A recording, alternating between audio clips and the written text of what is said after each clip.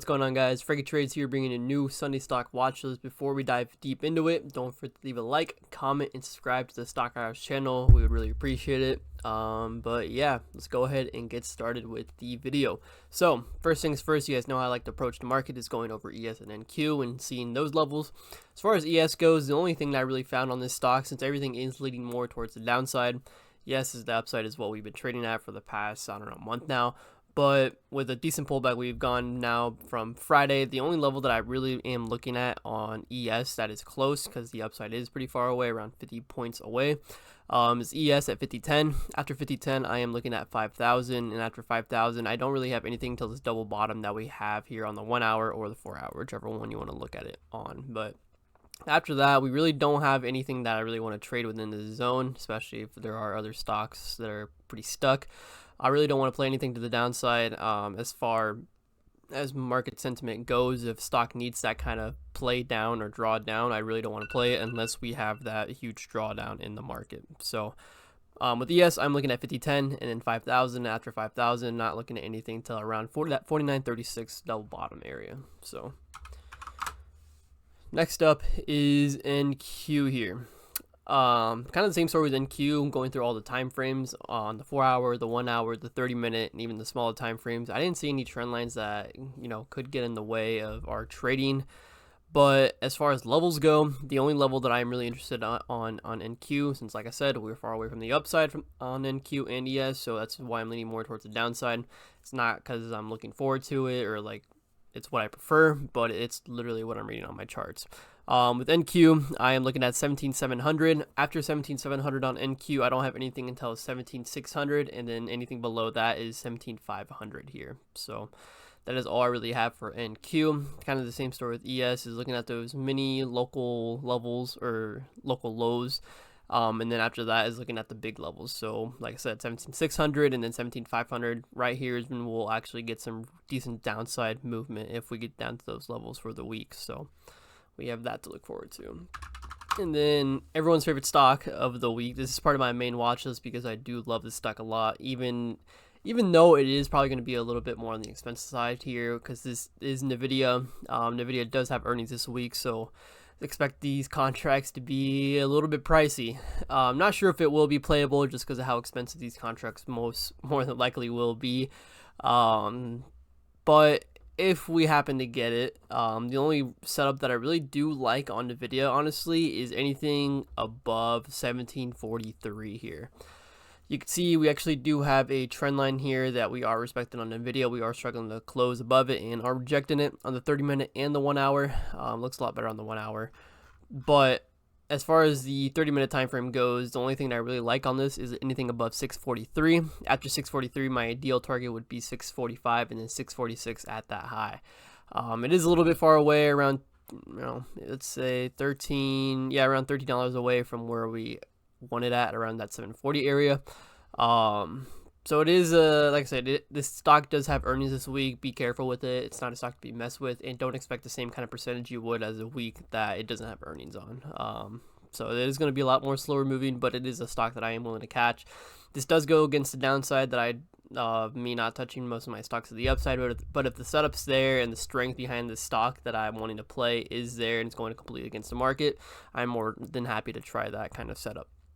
So 743 is the ideal area I want to try this at, and then the targets are 745 and the high at 746 on that if we happen to get upside on that. So yeah, next up is BA, and it is a really slow watch list too, not too much going on either. So as far as BA goes, the only setup I have on this, since I haven't looked at this for a while, but I did see it I've been having it on my radar just because of how close this has been on developing this area.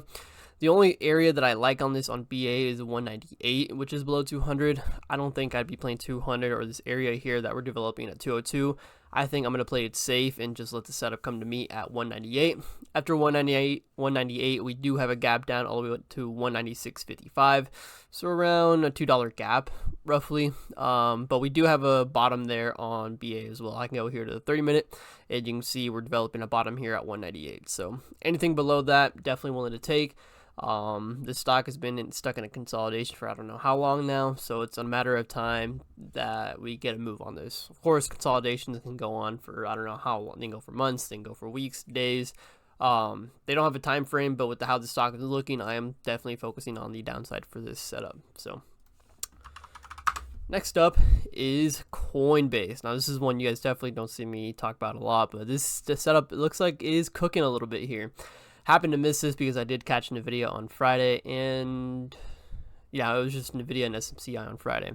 But with Coinbase here, the only ideal level that I'm looking at, this did have earnings on Thursday last week.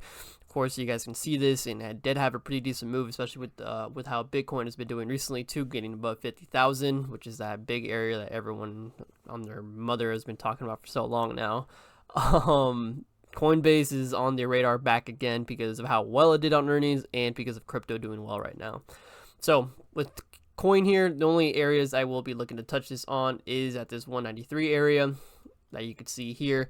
After 193, I will be looking at 195, and after 195, my next area that I am wanting to play this at is 200. So those are my key levels for coin. As far as the last setup goes, like I said, it is looking like a pretty dead week. I don't have that many setups to look forward to or anything that's really too close. The next setup that I have is SMCI. You guys can see we finally got the sell-off on it. Before we even got the sell-off, I mean, look at this. This is all within a month time. Going from 350 all the way to almost 1100. This stock has made millionaires, and it's also bankrupt people. That's what I like to call it as. But as far as SMCI goes, we do have a gap here on SMCI below 800. Not too much. Looks like around a $5 gap.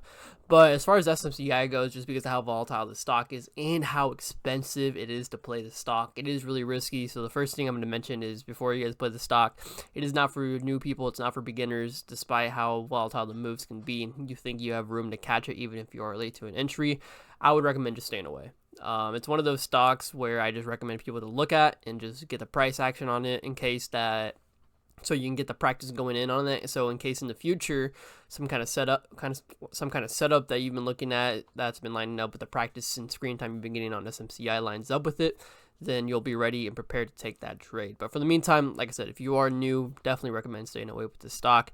But as far as the levels go, I am just looking at 800. After 800, I don't really have anything to that double bottom at 745, which could be totally realistic with the way it moved on Friday and the way it moves on green days as well. So, yeah, that's as far as much as I got with the watch list, guys. Not too much going on. Like I said, it is looking like a really slow week.